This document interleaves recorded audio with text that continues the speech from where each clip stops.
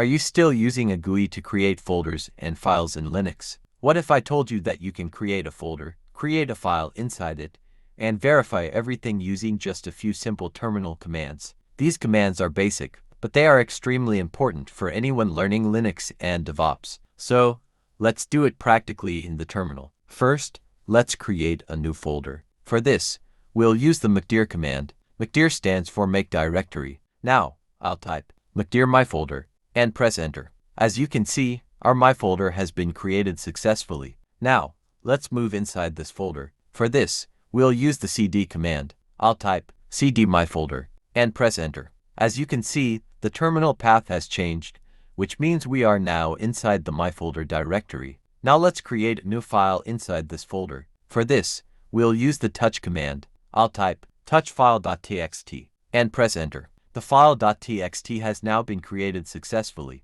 Now, let's verify whether our file was created successfully. For this, we'll use the ls command. I'll type ls and press enter. And here we can see file.txt. That means our file has been created successfully. So, that's how simple it is to create a folder and a file in Linux. Use Mkdir to create a folder, cd to move inside the folder, and touch to create a file. If you're learning Linux and DevOps, follow for more practical tutorials. And don't forget to comment below and tell me what topic you want me to cover in the next video.